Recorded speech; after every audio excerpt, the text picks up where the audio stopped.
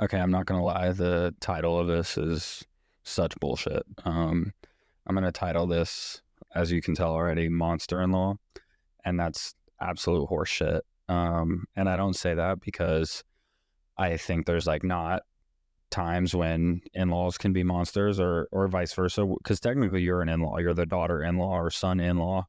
Obviously, I'm speaking from that perspective because I'm not a father-in-law yet, where you can be a nightmare too. So it's kind of like I'm titling that probably for clickbait, if I'm being absolutely honest, because I'm gonna come at this at a very like realistic approach. And so my best piece of advice is go grab your monster-in-law and get ready to get some therapy. Get ready for a therapy session with Ricky B. Um, but look, I actually have to look right now because I was like stunned. I wanted to know if I should do this episode or if I should do an episode about telling other people your business, like your relationship business, which I'm not a proponent of, to say the least. I don't like when people do that. And so I was like curious to see what everybody thought. And if we go to the votes, we got a 60-40 on my story, 31,000 views. Okay. 3,460 people voted that we do relationship with in-laws, and only 2,200 and some change voted that we do telling people your business, which I'm going to do both, but the in-laws one came first. And I have to be honest, I was surprised, but I think a lot of people struggle with their in-laws. I got some DMs like, can you talk about my relationship with in-laws? And then I saw MILs. What the fuck is that? They're to mother-in-law. And a lot of it is from daughter to mother-in-law, which I'm neither of those. So sit down with your in-laws, hear me out, or sit down by yourself and then send this to your significant other so you can explain why you feel the way you feel. If it's negative, and if it's positive, then listen to this podcast so you can hear the drama of what other people are going through. But look, let me set the scene. There's definitely three primary things, maybe two primary things that go on when it comes to in-laws. And one big factor is you guys are looking for different things. So sometimes you have a mother-in-law that is looking for a fucking daughter, or she's looking for a son, whatever it may be. Or sometimes it's most of the time it's the same sex that kind of attaches to, because as they're being invited, it's just like the natural comfortability. Like, I'm a man, you married a woman, you're a man, you married a woman, and now I'm marrying your daughter. So you understand, per se, all right, whatever angle you look at it from. So oftentimes you find someone looking for what the other person is not. And this is where like the first complication is. So if there's two things that go on, this is the first complication, where you have a mother-in-law looking for a daughter. She's like ready to accept a new daughter. And granted, you're obviously not her daughter, and you're not looking for a mother. Like, you have a mommy, or you're good in that department. And so you both are having a huge disconnect because they're like trying to be involved in your life at a capacity that would fit a mother's involvement. And you're not looking for a mom. So you're just like, leave me the fuck alone. Right. Or you're like, I'm kind of the main woman in his life now. Like, you got to take the back seat. Right. So like, that's the one disconnect. And then I would say the other disconnect, and they may tie hand in hand, but the other disconnect, the huge thing that's going on, is one of you is not appreciating the position of the other. And so from one perspective, if you are the daughter-in-law, so I'm assuming your position, you may be looking at the mother-in-law like, why is this lady always in my business? Or like, why does she want to be blah, blah, blah, blah? Like, just so you know, that's your husband's mom. And I'm in the parent space, so I'm assuming y'all have a kid. But if you don't, this still applies. But if you do have a kid, like, how you feel about your kid is how that mom feels about your husband, right? And so you got to understand that if they're pressy or in your business, like, that's their child. Like, you have to respect that is the reality. Like, this isn't their best friend. It's their blood mother, right? Or vice versa. You're the mother-in-law, and hopefully I do have some mother-in-laws on my podcast and you're listening to my young ass, but maybe I could shed some light in the position. I'm still wise beyond my years, and you're looking at that daughter-in-law like, what? I've been around for, let's say, 25 years. Like, who is this bitch? Like, that's the woman that your son chose to marry. So if you think highly of your son and you think highly of his decision-making abilities, and he decided on this woman, like, maybe you're not giving enough respect. There's plenty of fish in the sea, plenty of fish. And your son landed on this girl, right? Or your daughter landed on this boy, whichever gender you're looking at it. And And so you kind of got to respect that decision, even if you don't want to. And so those are the two huge disconnects. And I'm gonna go off on a tangent on both of them. So the first one, if you're struggling with your mother-in-law, right? And you're not looking for a mom, this is what, and I've talked about this before, boundaries is huge, right? And so you kind of need to set boundaries that are respectful, because you're not obligated to look for a mom. You're not obligated to be like, yep, I need a second mom. Like, go ahead and just fucking infiltrate my life. And let me tell you my deepest, darkest secrets. Like, that's not your mommy. Like, you may not need that.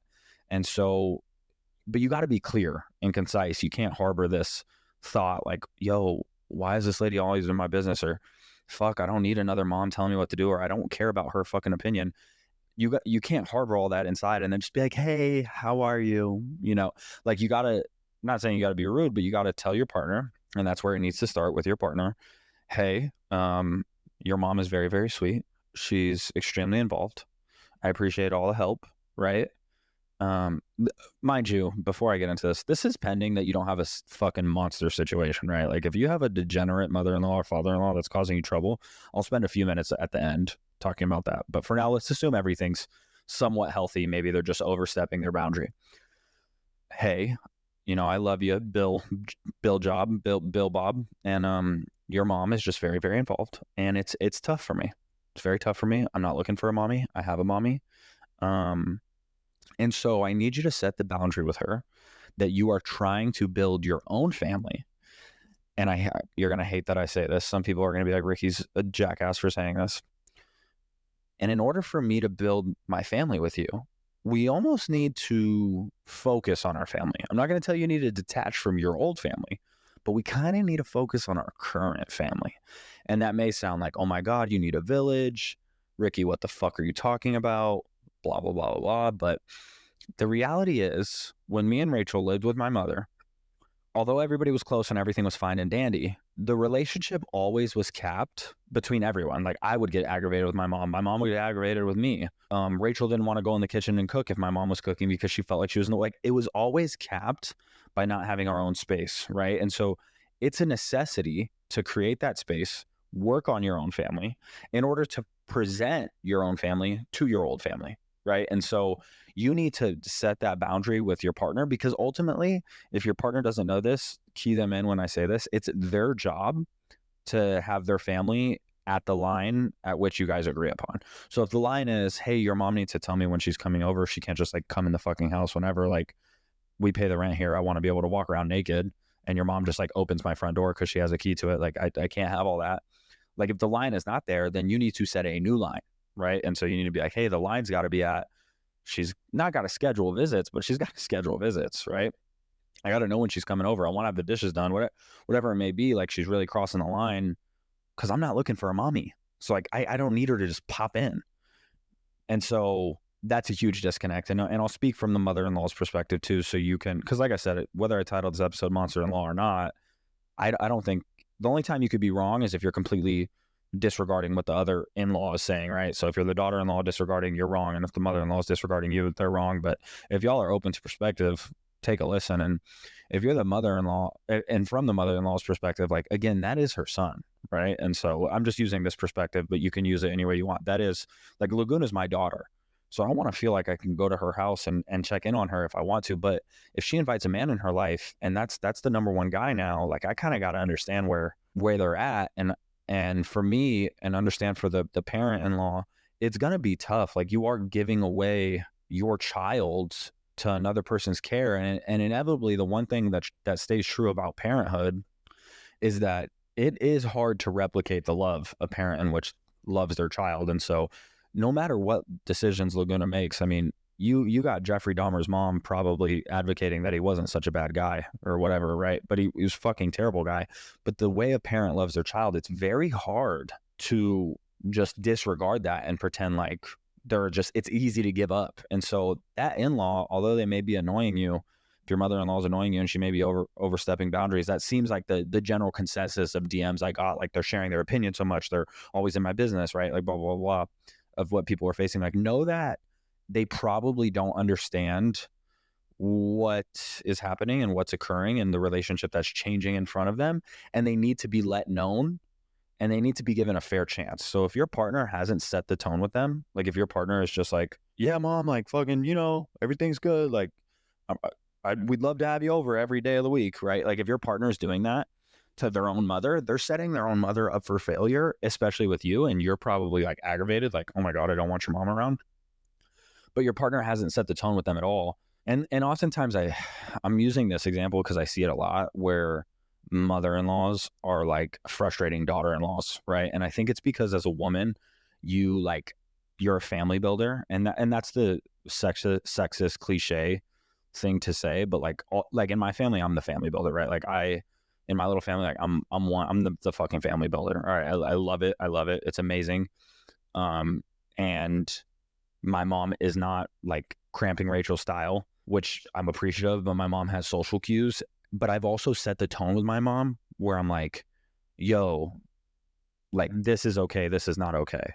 Yes, we invite you to this. This is, we're just going to do this alone. So like my mom is set up for success. She's not surprised.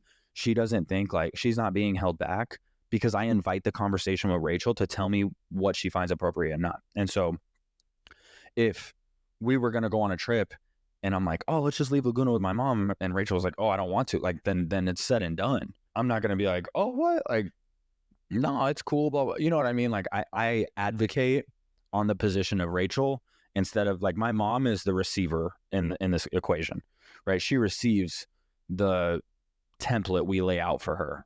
That's really what it is. Rachel's not on the receiving end of my mom's wants and needs, right? My mom is on the receiving end of me and Rachel's needs and wants, right? Because my time with my mother has passed, right? And I remember my mom looked at me right when I was moving and I was like, oh, well, yeah, well, I'll see you for your birthday, blah, blah, blah. And she's like, no, it's okay. Or like Mother's Day or something. She's like, no, it's okay. Like you're starting your own family now. Like you got Rachel. And I could see like the somber moment. And I hugged her. I'm like, yo, you're mom. Like I fucking love you. You're my everything. You'll always be my first love. Like what? We're close as can close be. But my mom understood the social cue, like, yo, I think it was the first Mother's Day before Laguna was born. Like, you got to focus on Ray too. And like, that's really what it is. It's the truth. Like my mom has to be on the receiving end of what me and Rachel allow into our life. I want you to put your relationship. So now get rid of your monster-in-law and bring in your spouse to this conversation, right? And have them hear this. Your relationship is the other side of a dam. Okay. And you can control the water flow of what you allow in and what you put out. But if you have those floodgates open and you're constantly being, bombarded with water, and what I mean by water is like your in-laws' influence, there's sufferance that's going to happen. And if you are the other side of a dam, consider yourself completely comfortable with the water flow because you've been having it your whole life. Your ravine has eroded to the influence of your parents, but you just invited a new person into that ravine, and you can't tell them to just sit there and get fucked. Like, hey, my mom is just that involved. Like, especially as an adult, I think after a certain age, like if your mommy is ruling your life still and she's making your girlfriend's life hell as the mother-in-law, like that's fucking crazy, dude. Like you gotta set the tone with your family that you have I hate to say this sounds fucked up, that you have a new family. Like, I'm sorry, I hate to say that, but it's the truth. Like Rachel's sister, for example, she says it good to Rachel sometimes because Rachel's the baby of the family.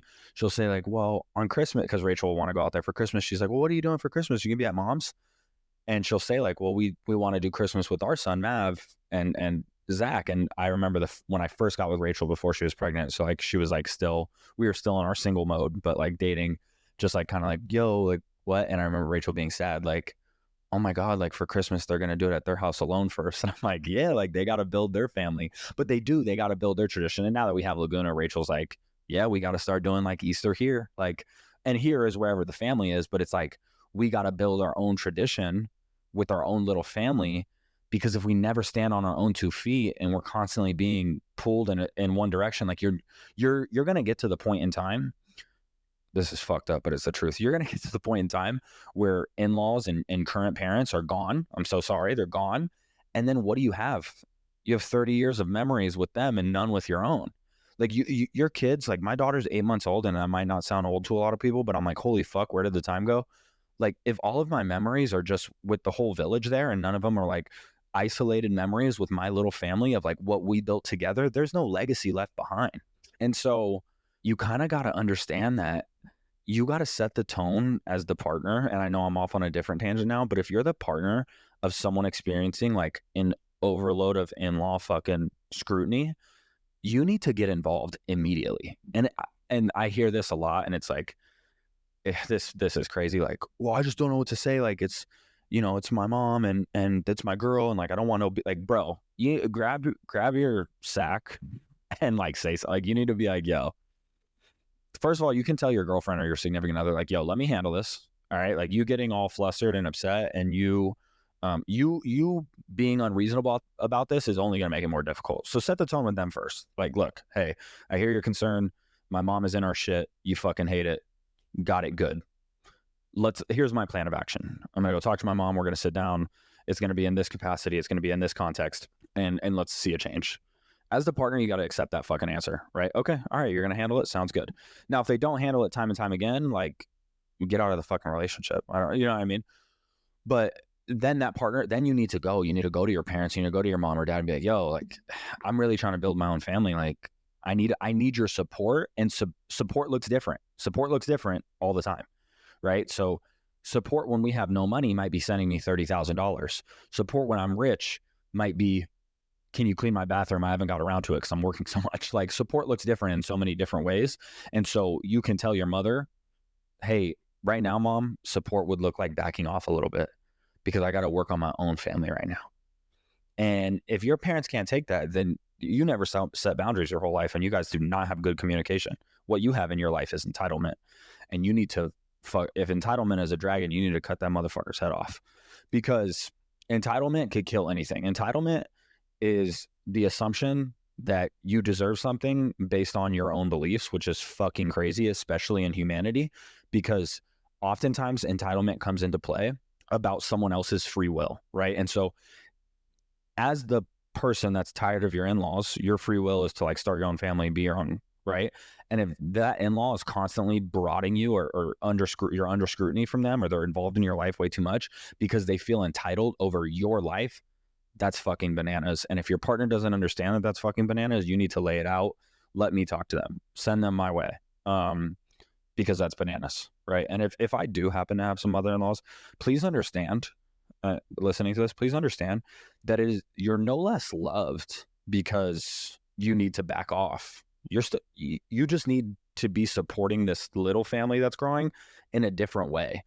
And I think we all forget that we were them at one point. And so, like, if I'm talking to a mother-in-law, like, know that you were never able to build what you have with your son, this connection that you're not willing to let go, unless someone left you the fuck alone.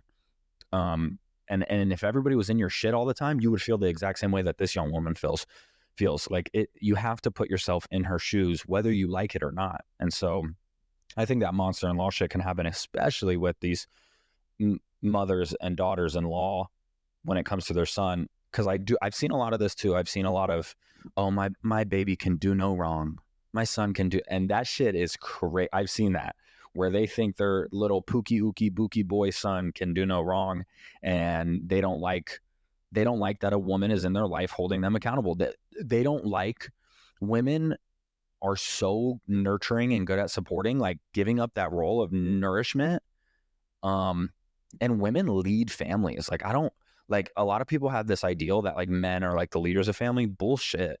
Women lead families. Men oftentimes, oh my God, I'm getting sexist now, especially because in my family, like, I feel like I play the woman role a lot. So I don't mean to get sexist, but what I do mean is that when this happens, sometimes I see mother-in-laws get this like protectiveness over their son, and that this girl is around them, and you need to let that shit go. And your son needs to learn on his own. And if you babied your son his whole fucking life, you should be lucky he even found a woman to take him in, because there is nothing more fucking annoying than some mommy issues because you babied your son. I know kids in life that were babied by their little mommy, and they're the most aggravating fucking little boys in the world, and they're so helpless because mommy did everything. And so, and I mean, I'll be honest, I think Laguna's going to be a daddy's girl, and I'll probably do everything. I probably won't let that princess walk on her feet if she doesn't want to. So, like, I get it. I'm probably someone down the road that's going to be an enabler. but enabling your child is what creates all this bullshit in the first place. So please, God, don't do that. But anyway, what I'm saying is you run into this problem when your partner doesn't want to set the boundary, and they have to. Your partner has to set the boundary. And if you're struggling with getting them to set the boundary, then you yourself need to make it really clear what your expectation is for them as a family. Like, yo, you got to tell your mom to back the fuck off, like straight up. And then, okay, so that's one hand, right? Is someone's looking for something that the other person's not.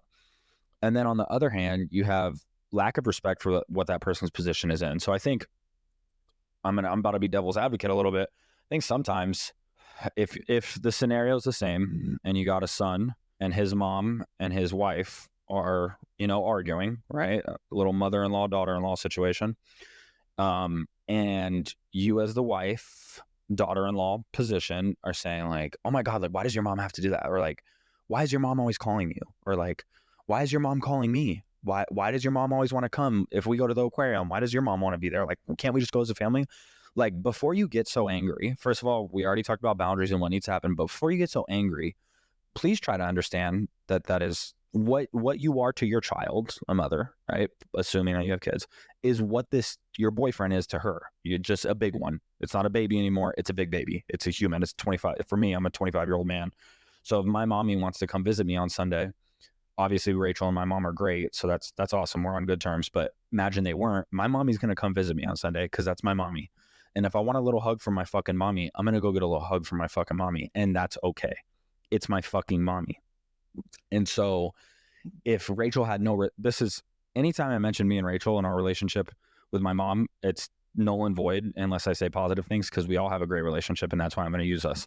But if Rachel was pissed at my mommy for being involved, like I would caution Rachel that I would ask her to use empathy and be like, yo, it is my mom, Jay. Like, there's got to be a level of respect. And that's a huge thing. If you got a problem and you're trying to tell your partner, but you're being disrespectful about it, like, yo, you need to tell your mom to get the fuck away from it. Like, whoa. Like, if Rachel said that, I'd be like, slow down there, sister. Like, no one's telling anyone's mom to get the fuck away. But if you want to be mature and have a mature conversation about it, then we can. And also, I'm gonna go ahead and I feel like I've hit on that point enough. Like, if you're not throwing respect at the other person's position, you're gonna find a lot of animosity and hardship. But I kind of want to go down the rabbit hole a little bit of, if you're not respecting that person's position, how you can work it out with them alone. And so, like, this is kind of the rabbit hole I want to go down. If you're constantly putting the weight, and I know I just said it's your partner's job to set the boundary, and it's absolutely your partner's job to set the boundary. But what I'm saying is, like, to have a tiff with a family member, you have to be comfortable with that shit all on its own. I'm going to tell a little anecdote here. And this is something Rachel is severely in fear. Her older sister is the middle child and I'm the middle child, and we're both outspoken. And sometimes Rachel's like, oh my God, don't argue with don't, I'm a little argumentative. And while I was on vacation in Florida this last time, Rachel's nephew hit a table in our Airbnb with a metal ball that was a decoration. So, like, I'm going to paint the picture. We're in an Airbnb. There's little decoration balls, right? Like metal balls that you would get at like Marshall's. They're just decorations. And there's a marble table in the middle. So Rachel's nephew grabs the ball. He's 2.5 and he hits the table with it, right? And Rachel's older sister, Amy, was like, yo, don't do that, Mav, right? And I guess I gave a look. Probably true. I'm a very facially expressive person. And Amy calls me out, as she should. And she's like, you just looked at me like, get him the fuck out. And I'm like, no, I didn't. And I did it. I never thought once, like, I doubt Amy's listening to my podcast, but if you do, Amy, like, I never thought once, get Mav the fuck out of here. I love this little boy, Maverick. He's the best. But I made a face, and I totally believe I did make a face because I'm an expressive person. I probably just made a face like, oh, but it came off the wrong way. But me and Amy had that tiff all by ourselves. And that's important. That's very, very important. And I tell Rachel when she's like, oh my God, like, please just be complicit and complacent and shut the fuck up and be content. And I tell her, I'm like, yo, we got to be able to work this out. And like, I tell her all the time, if my little sister says something that you don't like, be like, yo, I don't appreciate that. Or like whatever. And so me and Amy have this little tell. I'm like, no, I didn't. She's like, yeah, you did. I'm like, no, I didn't, dog. And she's like, okay. I'm like, I swear, bro. And we laughed it off and we were straight. And me and Amy have a great relationship. And, or so I feel as if we do. And I'm sure she feels that way too. And at the end of the day, it's so vital that you're able to have these little conversations, because if you're constantly going through the middleman of your partner, like, you're just going to feel over and over again that, one, your relationship is non-existent with the mother-in-law, monster-in-law, father-in-law, whatever. It's non-existent. So it's even harder to address what you're fucking mad about because there's no relationship there. And then on top of that, you're putting a lot of weight on your partner, which your partner should set boundaries. I agree, but you're putting them weight on them for every fucking situation, which is crazy. Like, I cannot filter. And my mom taught me this, because when Rachel was first coming over, I told my mom, like, don't you dare say any. Rachel's a dancer, so I'm like, don't you motherfuckers say she's a cheerleader. She's not a cheerleader, she's a dancer, right? And so I've learned this for Rachel because I'm in love with her. And so as I've learned when to say cheerleader and when to say dancer, I expected and my mom was like, yo, Ricky, fuck off.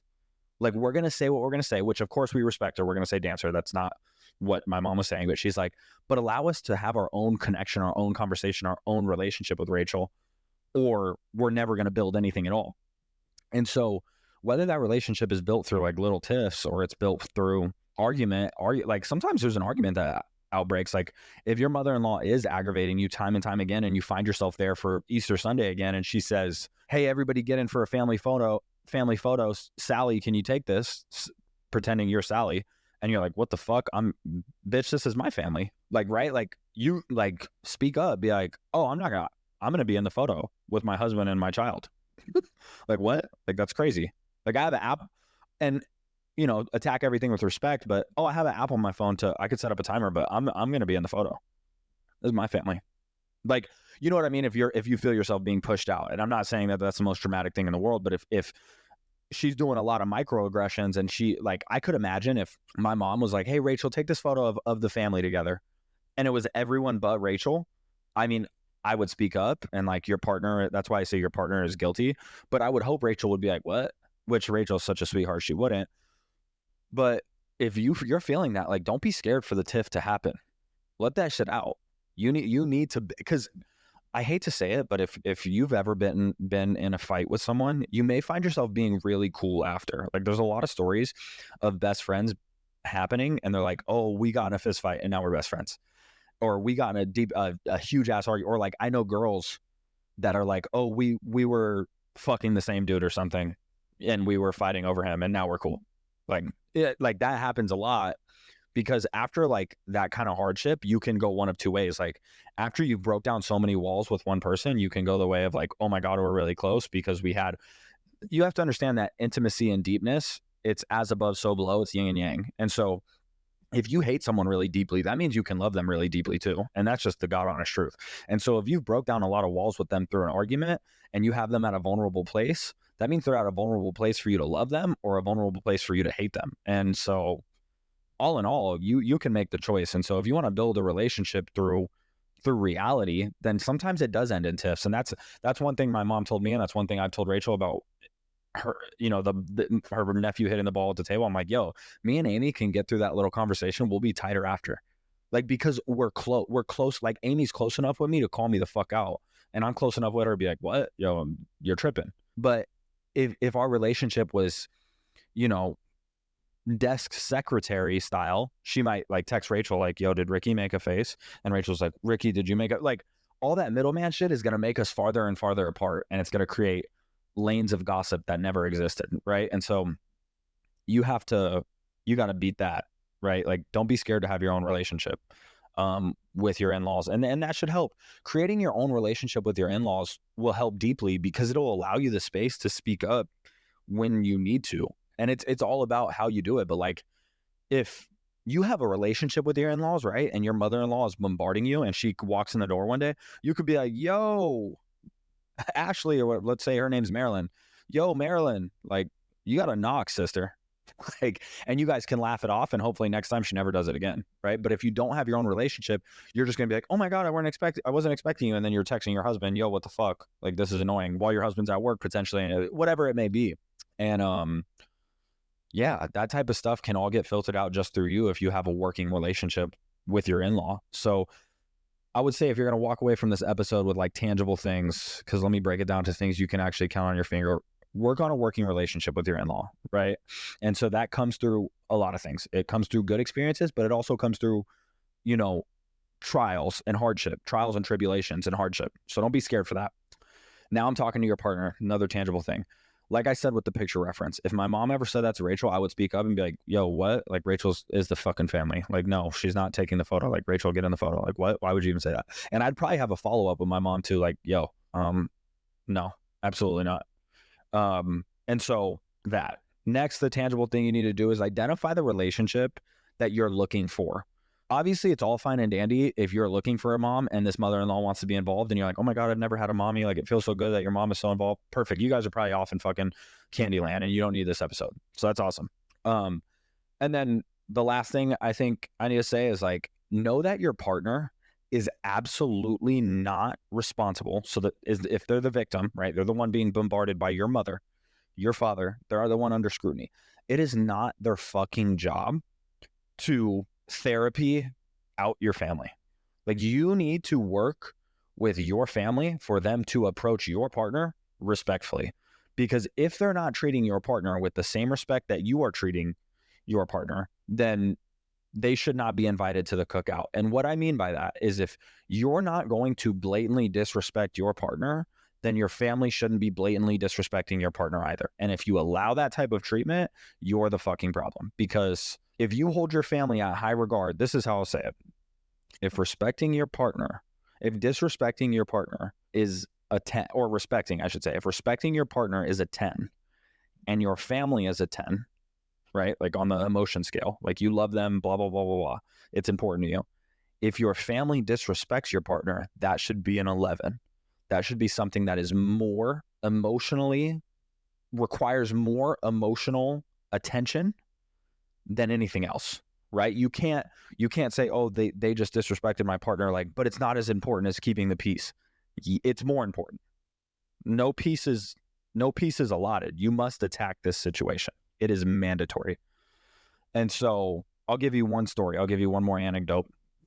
When we did the gender reveal for Laguna, God bless my mom. She's outspoken. My mom is 45. She says what's on her mind. She's out of control. Oftentimes I got to sit her down and say, Jen, stop what you're doing, sister. Right? Me and my mom have a very like friend relationship at this point in my life. And it's beautiful and I love it. But Rachel got pregnant 2 months after we met. So she's just getting used to Jen. And my girl Jen, she fucking love her. We find out Laguna's a girl and Jen looks at Rachel and goes, oh, I was hoping for a boy. And if that didn't just make you like look up at the sky and be like, what the fuck would she say that for? Mind you, like hormonal peak for Rachel, right? And Rachel cries because she's like, oh my God, I feel like I'm letting your family down. And it rightfully so. Rachel has every right to feel upset. Like, it would be the same as if you just bought a fucking Range Rover and you drove it home and everyone was like, oh, you didn't get a Mercedes? That's whack. Like, you know what I mean? It's like, I'm trying to share a moment with you and you want to say how shitty it is. And Rachel looks at me and she's like, yo, are you cool with that? And I'm like, no, I mean, I'm like, oh shit. Like, I got to do something about this. Because in the moment, Rachel didn't have her own moment with my mom because they really just met. It's probably 3 months in their relationship. So I walk in to my mom's house and I'm like, dog, absolutely the fuck not. Like, you can't do that. First of all, that's disrespect. And I used the same analogy. My mom is a macro coach. And I told her, I'm like, yo, this is exactly what I said. My mom is a macro coach and she got into the gym when she turned 40 practically. So like, this is very late in her life. And I said, yo, mom, when you were getting into all this and you were so passionate about it and you were so excited about it at its peak moment, could you imagine if someone looked at you and was like, ah, man, I wish you did this, or you did that shitty, or like, what the fuck? No, that's not exciting. Like, just shit on you. Right. So like, you just got your first client and I look at you and I'm like, oh, damn, you didn't get 2 clients. Whack. Like, how would you feel? Like, someone just shit on you in that moment. And so Rachel's super excited to have this girl. She wanted a girl. She'd been saying, I want a girl, I want a girl, I want a girl. And in the same moment she finds out, you're like, I kind of was hoping for a boy. Like, what? You gotta go. Hell no. And so we battled it out. And she's like, no, I hear you, my bad. And she fucking, she told her straight up, yo, I'm sorry, I love you. And it all worked out and everything's kosher. And if me and Rachel ever have another baby at that gender reveal, my mom could probably be like, oh shit, it's not this. And everyone would just like laugh it off because we already went through that situation, because we already addressed that situation. We know it's in good light. We know it's in good fashion this time. And so you are obligated to set the boundary for your partner. And if you're not doing that and you're listening to this and you know you're guilty of that, you need to address that. Anyway, I told you I'd touch on it briefly, but if your monster-in-laws are actually monsters and they're piece of shit people, you do not have to invite them in your life. Like, you can have a relationship, you can build a relationship outside of inviting them in your life. And what I mean by that, hear me when I say this, if your mother-in-law is a fucking drug addict and right, she's a drug addict and she does nothing but ask your husband for money and your husband's giving it away, you have every right to say, listen to me. I know that is your mommy. I understand she's going through a hard time. This is our family now. You will support this family before you go putting us on the line, putting our financial bit, whatever it may be that they're helping. I'm giving a cliche scenario because this really does happen to real people. You cannot put us at risk for what is now your outside family, because this is your family. This is your now immediate family. You live with me now. We have a kid together. Immediate family. That is your outside family. You cannot put us at jeopardy so you can help them out. What we can do is, if your mom goes to rehab and we have extra money, we may be able to throw extra money. Say you don't have extra money. If your mom goes to rehab, we can go visit her without the kids. We can visit her 5 times without the kids. She's clean every time, whatever it may. I know this sounds cliche and I know this sounds dramatic. If you're not in this situation, I totally understand, but this does happen to real people. You can build that relationship before you invite the children in, before you invite the Thanksgiving dinner in. You are obligated to allow that water flow into your ravine as you like. You are the dam. Okay. Look, I wish you all good luck with your mother-in-law, with your father-in-law, with your monster-in-law, with your daughter-in-law. And if you are the daughter-in-law or you're the son-in-law and you're being a fucking prick, stop. You will never, and I say this to Rachel all the time about her family living across the country. I say, I know I will never get the complete Rachel, the one that is really her best self, unless you have a good working relationship with your family, even though they're far away. And Rachel's happiest times are when we're in Florida, and I'm getting the best her in those moments a lot of the time. So don't be a fucking prick. Okay. All right. I love you all. Next episode is talking shit about your partner to your family, which will tie into this greatly. And if you do that, you're the worst. Love you. Bye.